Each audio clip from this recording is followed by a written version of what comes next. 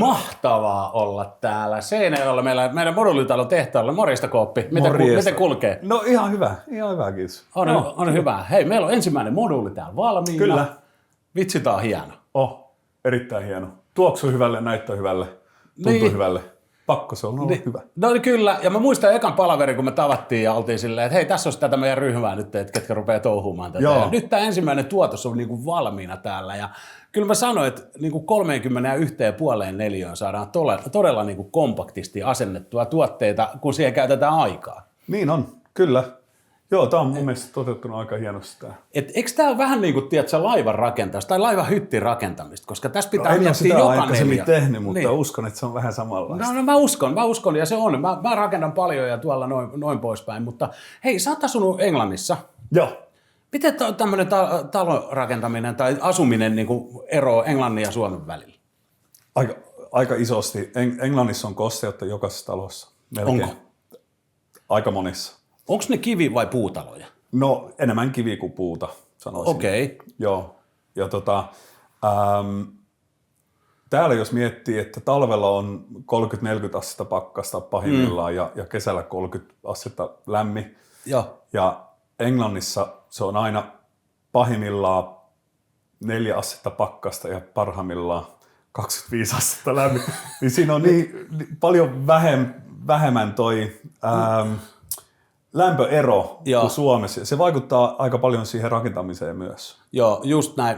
Perustuksiin ja tämmöisiin. Joo, mutta sitten kun meillä tulee Suomessa talvi, niin meillähän on niinku kuivaa kuin mikä. Niin siis parketit menee kasaan, tulee rakoja ja näin poispäin ja semmoista. Mutta Englannissa niin siellä sataa varmaan 300 päivää vuodessa. Jotain sitä luokkaa. Eikö se ole? Siellä on humidity on niinku karmea. Siellä on kosteita, joo se on totta. Joo, ja sen takia mä uskon, että on siihen kiveen nyt sitten, en mä tiedä, onko siellä nyt metsääkään niin paljon siellä Englannissa, että siellä riittäisi puutavaraa rakentaa taloja samaa tahtia kuin meillä Suomessa esimerkiksi, kun meillä on puutaloja varmaan, niin kuin, no en tiedä nyt prosentuaalia, mutta musta tuntuu, että puutaloja on paljon enemmän kuin kivitaloja. Joo, ja kun täällä on niin kuiva ilma, niin se puutalo toimii myös paljon parempi.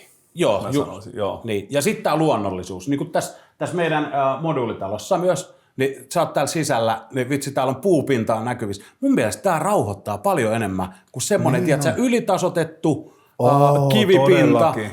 Ja kivipinta kaikuu, niin tässä ei ole todellakaan semmoista kaikua. Tää ennemminkin demppaa sitä ääntä. Tämä on niin kuin back to nature. Niin, mikä? Back to nature.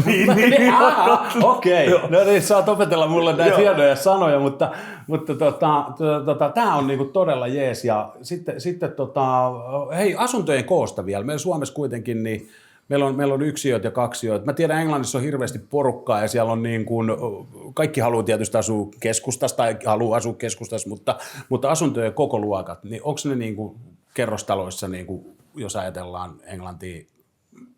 Kyllä se asuminen Englannissa on mennyt niin kalliiksi, että no riippuu totta kai missä päin Englantiin, mutta siellä on paljon pienempiä kämppiä kuin Suomessa. Keskiarvo, niin omakotitaloja on vähemmän siellä kuin täällä, sanoisin.